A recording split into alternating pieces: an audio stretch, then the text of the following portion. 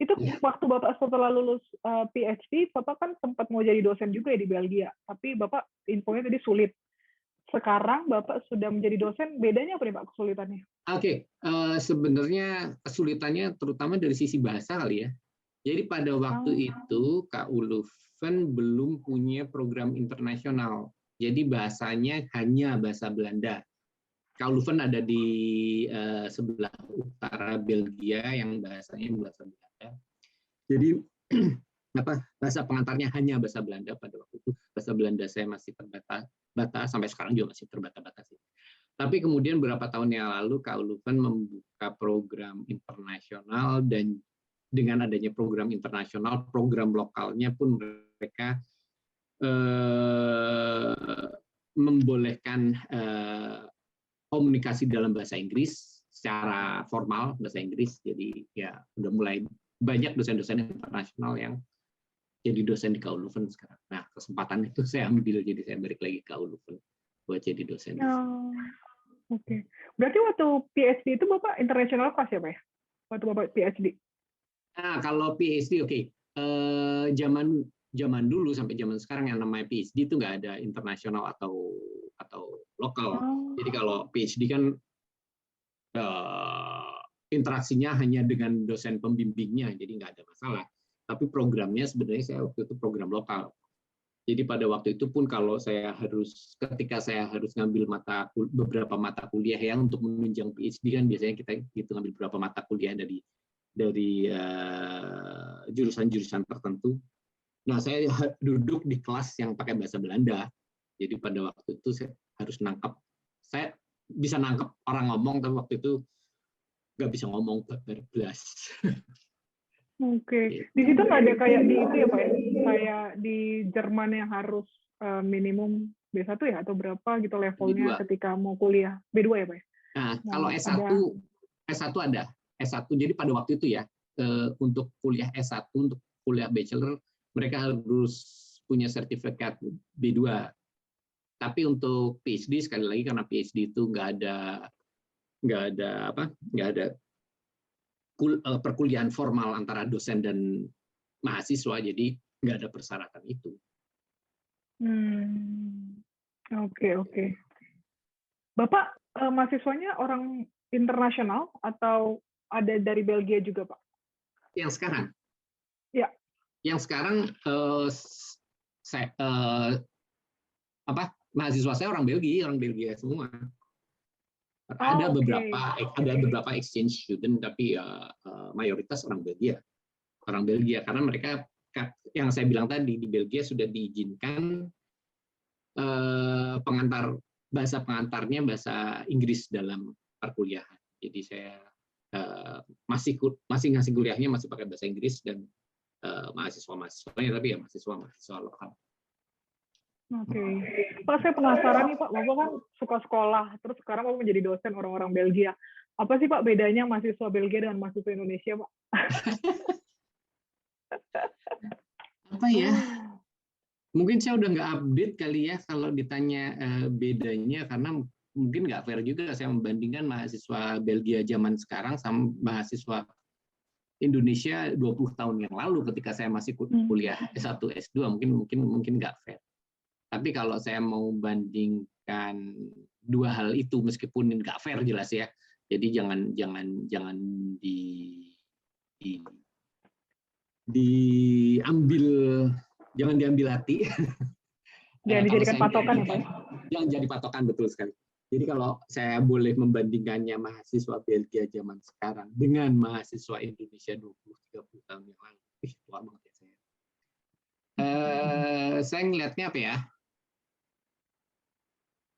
Mungkin mahasiswa sini mereka lebih mudah, lebih punya kemampuan lebih dalam mengekspresikan ide, menyampaikan pendapat, meskipun nggak dijamin pendapat yang disampaikan juga benar, tapi mereka itu punya kemampuan itu, nggak ragu-ragu dalam menyampaikan ide. Kalau ngomong tinggal ngomong. Jadi kalau saya ada di ruang kuliah itu suasana kelasnya hidup gitu loh.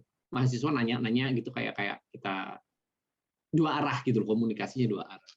Kalau di Indonesia zaman itu kita lebih banyak sekali lagi zaman itu ya, kita lebih banyak duduk diam di kelas mendengarkan dosen ngomong gitu.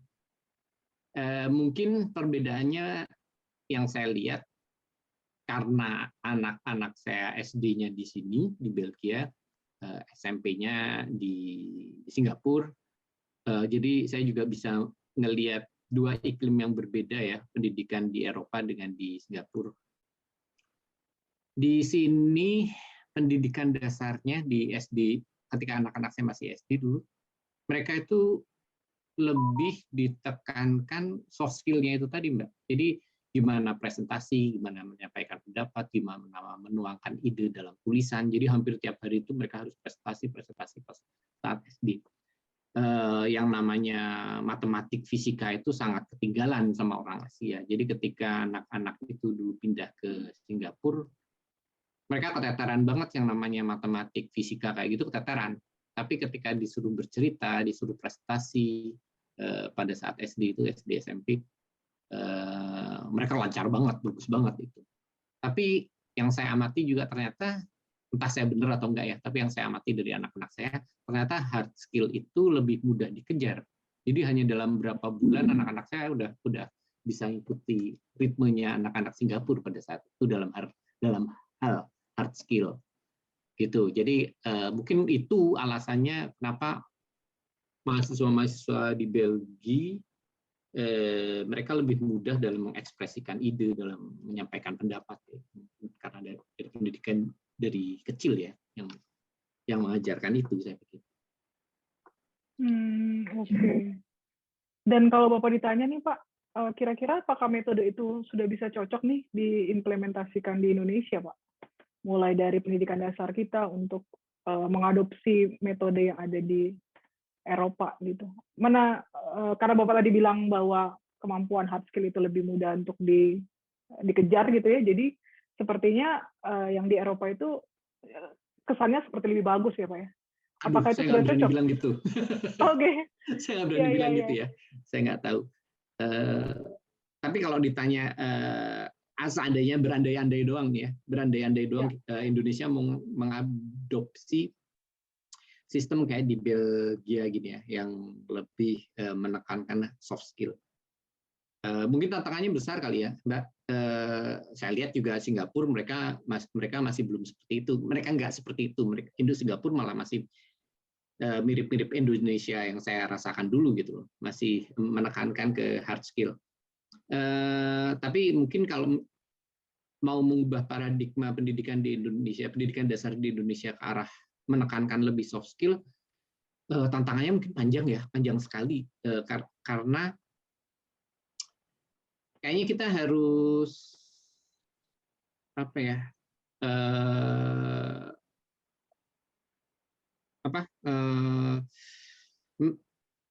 membuat extreme makeover terhadap pola pendidikan secara menyeluruh, karena ketika mau menerapkan pendidikan yang menekankan soft skill, kuncinya di mana?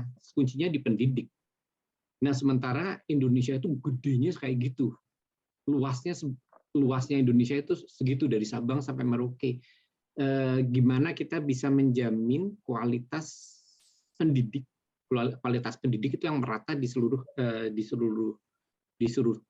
tempat di Indonesia. Itu saya pikir susah sekali. Kalau dibandingin sama Belgia, wah, Belgia kecil banget, dan udah kecilnya kayak gini masih dibagi dalam 3 region yang berbeda. Mereka mudah sekali ngaturnya gitu, mudah untuk memonitor dan menjamin kualitas pendidik yang seenggaknya seragam di semua tempat gitu. Kalau Indonesia mungkin berat kali ya, memang tantangannya di situ. Karena itu juga dipengaruhi dengan ini apa ya, dukungan dari keluarga juga ya. Jangan sampai di sekolah mereka bisa bebas berpendapat, mereka di rumah dimarahin terlalu jelas. bebas berpendapat ya Pak ya. jelas itu. Iya. Oke, kalau di Belgia sendiri Pak, itu pendidikannya sudah distandarisasi ya Pak? Sudah sama di setiap kampus, sekolah? Tidak ada akan perbedaan yang mencolok atau gimana Pak? Kalau di Belgia saya nggak hafal. Ini mestinya ngobrolnya sama istri saya. Tapi Dekat juga ya, Pak? tapi di sini tuh ada beberapa metode. Jadi ada metode, saya nggak tahu istilahnya apa, metode apa, umum lah, katakan metode umum, ada metode Katolik, ada metode ada beberapa metode, kalau nggak salah tiga metode. Jadi mereka punya pendekatan yang berbeda-beda. Yang satu hard skill-nya lebih menonjol, yang satu soft skill-nya sangat lebih menonjol. Jadi ada perbedaan sedikit di situ, meskipun secara umum sih soft skill sama-sama ditekankan. Nah, yang saya lihat nih, karena anak saya, satu dari anak saya dia pernah pindah dua sekolah dengan metode yang berbeda. Meskipun metodenya berbeda, garis besarnya masih sama. Jadi saya nggak bisa bilang di seluruh Belgia kayak apa, karena saya cuma melihat dari anak saya yang pindah dua sekolah dengan dua metode yang berbeda, meskipun kedua-duanya masih di kota yang sama. Saya ngelihatnya sih standarnya masih kurang lebih sama gitu. Dan saya ngelihat guru yang satu dengan guru yang lain filosofinya mereka sama, jadi mungkin lebih standar kali ya. Gitu. Kalau di Singapura, meskipun penekanannya masih banyak penekanan hard skill, masih mirip-mirip Indonesia, tapi saya ngelihat ya, apalagi Singapura ya, negaranya jauh lebih kecil lagi, kualitas keseragaman kualitas pendidiknya itu lebih terjamin kalau saya lihat. Oke Pak, coba kita sejenak meninggalkan yang serius-serius nih Pak. Ini saya mau tanya yang sederhana banget Pak. Gimana Pak rasanya tinggal di Belgia Pak? Sekarang atau awal-awal nih?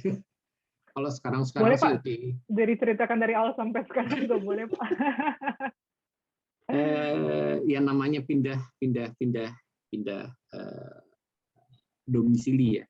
Pindah domisilinya mungkin agak ekstrim ya, dari Indonesia ke Belgia, dari Belgia ke Singapura.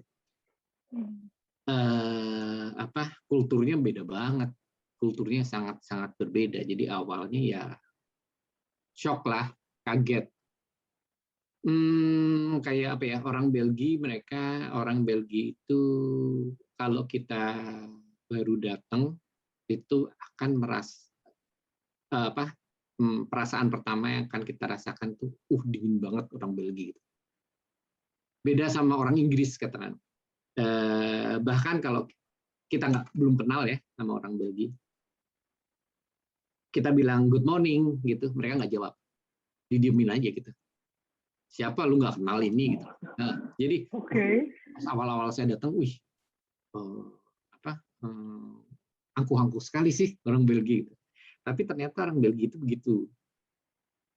Ketika kita udah mecahin cangkang telurnya nih, kita udah kenal sama orang, mereka ramah sekali, ramah dan baik. Jadi mereka emang mungkin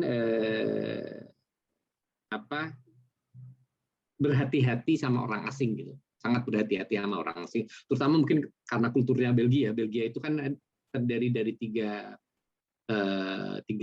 region ya, 3 area yang masing-masing, yang satu berbahasa Belanda dengan kultur yang lebih ke Belanda-Belandaan, yang area yang satu lagi berbahasa Perancis dengan kultur yang ke Perancis-Perancisan tentu saja, dan area yang satu lagi yang berbahasa Jerman. Jadi mereka mungkin merasa 3 kultur yang berbeda, jadi mereka secara nggak langsung mempengaruhi perilaku mereka hati-hati sama orang asing. Jadi gitu, awalnya susah mecahin cangkangnya, tapi sekali cangkangnya pecah, mereka tuh ramah sekali. Jadi saya dulu kalau pulang ke rumah, sekarang saya belum ngerasain karena pandemi, dari datang nih berapa bulan datang terus pandemi terus, jadi belum ngerasain banget. Tapi dulu kalau saya pulang ke rumah, pulang dari kantor, kalau mau masuk ke apartemen, ketemu tetangga,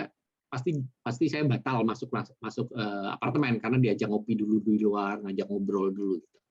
Jadi akhirnya ramah. Nah, Jadi perlu waktu untuk memahami kultur, mengenal kulturnya dan membiasakan diri kita dengan kultur itu. Pindah ke Singapura, adaptasi lagi dengan kultur yang baru lagi.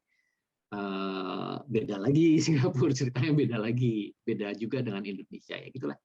Tiap kita pindah ya kita harus memberi waktu pada diri kita sendiri untuk membiasakan dengan kultur setempat. Tapi ya saya sekarang udah capek sih. Udah capek pindah-pindah ya, Pak? Capek pindah-pindah.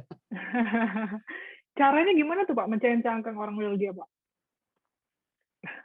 Ya gimana ya? Ya mengenal aja lama-lama. Apa ya?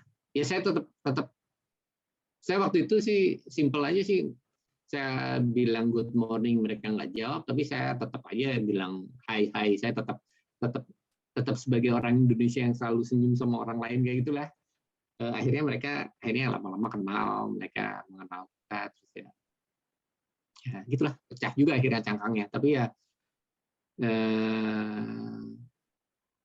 ya mungkin itulah kuncinya ya, beri waktu pada diri kita sendiri untuk mengenal kultur setempat gitu, dimanapun kita berada kayaknya gitu. Kita yang mesti sabar sih, akhirnya dapat juga pasti. Dimanapun saya pikir gitu. Udah ada yang Bapak bisa klaim di Belgia, orang Belgia yang Bapak sebut sebagai sahabat gitu? Saat ini mungkin sahabat ya, dibilang sahabat mungkin belum, karena itulah pandemi, masih keluar rumah masih susah, tapi kita punya sahabat dari zaman kita yang di sini dulu.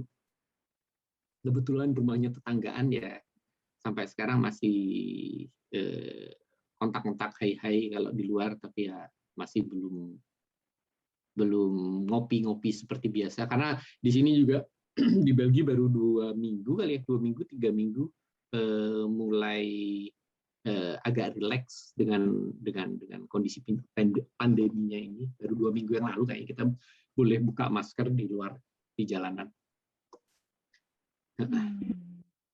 Oke. Dan kalau di Belgia, Pak, selain dengan orang-orangnya nih, Pak, gimana di sana, Pak, tentang fasilitas, infrastruktur? Pasti bagus lah ya, Pak, ya, di Eropa. Dari sisi apa? Pengalaman Bapak gimana?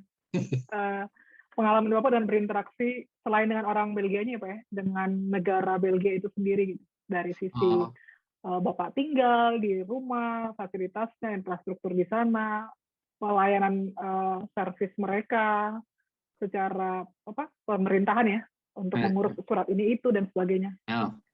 Itu enak banget. Kalau itu enak banget, Kak. Dan saya nggak bisa komplain terlalu banyak terhadap Indonesia, karena sekali lagi Belgia kecil sekali. Udah kecil, dibagi dalam 3 region itu tadi, dan masing-masing region punya otonomi terhadap region mereka sendiri. Jadi infrastrukturnya oke banget, kayak kemarin ya, kayak vaksin misalnya. Kita di sini vaksin nggak daftar sendiri-sendiri. Kalau di Indonesia kan kita harus daftar ya untuk dapat vaksin. Kalau di sini nggak. Jadi sekali kita terdaftar, nama kita di balai kota, kita punya ID card, nama kita udah ada dalam rekor mereka, vaksin itu dipanggil sama mereka. Jadi semua data itu terintegrasi di sini. Bagusnya begitu ya, kan, sekali lagi mungkin karena negara kecil ya, semua data terintegrasi. Balai kota itu punya data kita sampai sekecil-kecilnya. Jadi data kesehatan kita ada, data rekor pendidikan ada, saya anaknya berapa, umurnya berapa aja, semuanya ada di mereka. Jadi gini, pas vaksin, contohnya paling sederhana pas vaksin kemarin. Vaksin itu mereka manggilnya dalam beberapa tahap. Yang dipanggil yang tua-tua dulu, kemudian yang umur lebih muda, sama ya kayaknya di Indonesia juga waktu itu kan prioritas yang tua-tua dulu. Yang tua-tua dan yang punya comorbid. Jadi kemudian saya termasuk dipanggil yang pertama bareng sama orang-orang tua, karena saya punya comorbid, saya punya asma dan segala macam. Jadi saya dipanggil dulu, saya datang ke sana bareng nenek-nenek, kakek-kakek buat divaksin. Jadi sampai kayak gitu, intinya infrastrukturnya udah lengkap, data semua terintegrasi, mereka punya segala macam informasi tentang kita. mengenai fasilitas kesehatan, fasilitas pendidikan, sepanjang kita tinggal di sini, terdaftar dan kita bayar pajak, hak kita hampir sama hak